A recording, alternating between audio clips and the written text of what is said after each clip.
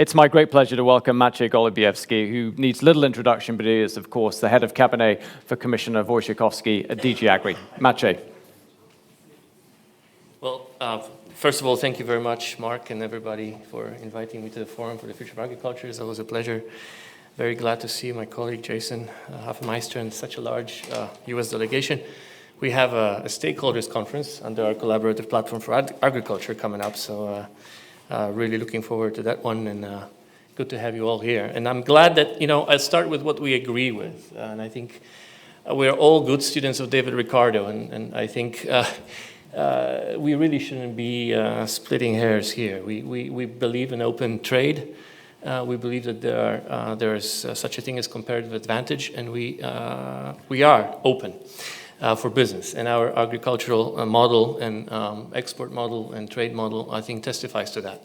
But I think given the challenges that we are in, given the environmental global climate challenges that we're in, we have to understand that this kind of, let's say, static, as Jason used it, model has some limitations that are very long term. And we need to encourage trade in such a way that in the long run it meets the expectations of both, let's say, the environment, kind of natural expectations, climate. I don't want to use the ugly term planetary boundaries that's bandied about, but sometimes that term is being used.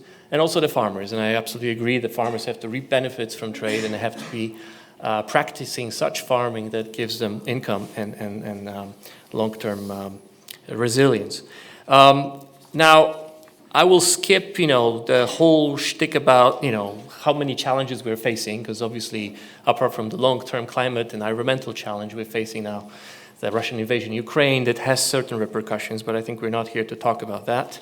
I will save you from describing in detail our work on the European Green Deal, where it came from, because I think you've heard it long enough. You heard, how much we'd like to support our farmers in those efforts to move to a more environmentally climate-friendly agriculture.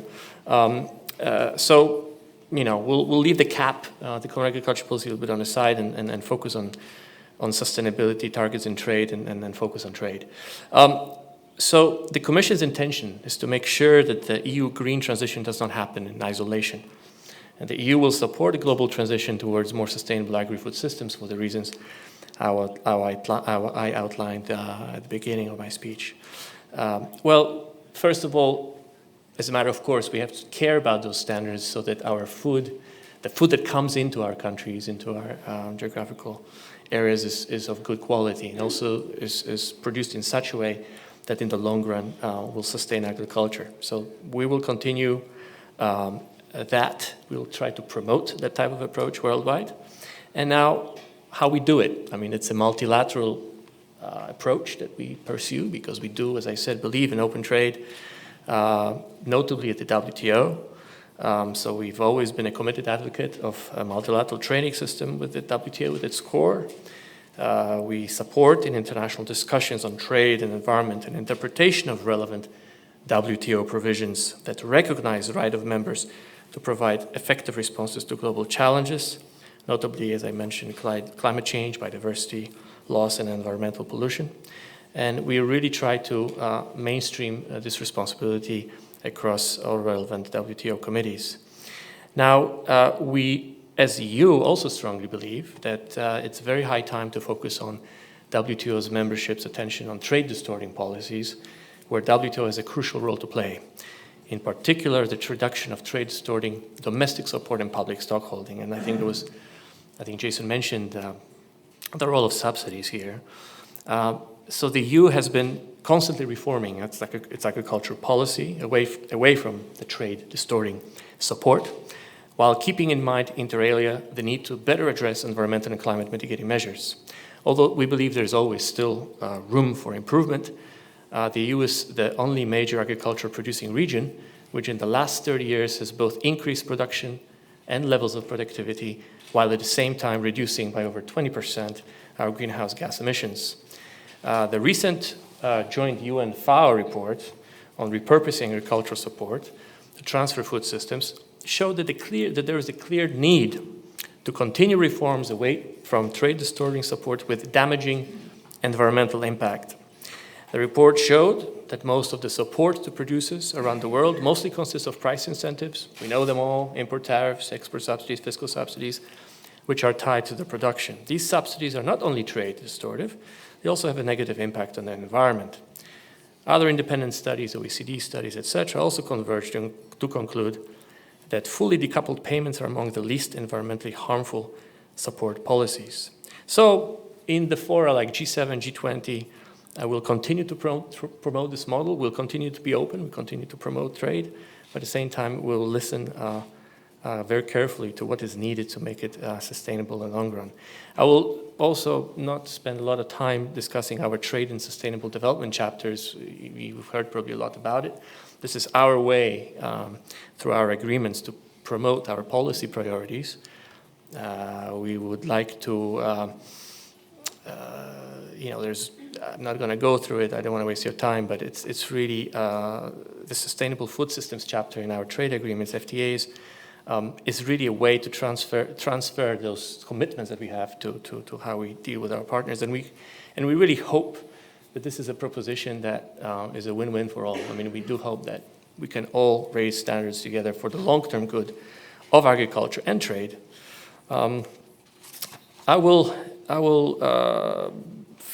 basically conclude that, again, we need to balance the ambition for productivity in trade, promoting openness, but then we have the strategic autonomy part, which focuses a little bit more also on what we need in times of crisis. And we didn't really focus on crisis, but we need to also pay attention to that a little bit to balance out. On the intensive, extensive, I think Jason mentioned that too. There is not one model. Sometimes we need to be a bit more intensive about our production when it fits. Sometimes we have to be a bit more extensive. It really depends on the circumstances, on the environment in which different farmers work, depending on the countries, on the environment, on climate, etc. So I don't think there's one-size-fits solution here, but definitely with technology, there are ways to address sustainability issues, and a big issue, obviously, is support to farmers, and it's kind of a knowledge transfer, the extension services that were mentioned before on the panel. We have our own that we invest in through our CAP, and we hope that farmers will remain profitable, will have, well, first of all, will not disappear, because we also have the census, very unfortunate census data about disappearing farms and farmers, and it's also another thing. With kind of an unrestricted, completely free-flowing trade, we saw a larger concentration of farming, right? We saw basically larger farms become larger, reaping benefits from the economies of scale, which is an automatic effect of kind of a completely unrestrained type of pursuit of comparative advantage. And I think we also have to be a little bit more attentive at whether this direction is really something that in the long run will produce agricultural trade, because I mean we don't want to have monopolies trading with each other after all. So I believe that US and EU, I think, basically agree on the kind of the long-term importance of open trade. I think the question of how to get there on sustainability is still something that we discuss, and it needs to be discussed, but I think both EU and US and my commissioner and Secretary Vilsack has been doing have developed a very strong relationship, not so much on trade, because we have certain division of labor in the building, but there have been some trade relevant discussions, and I think there's understanding that we can work together on this. So thank you very much for your attention.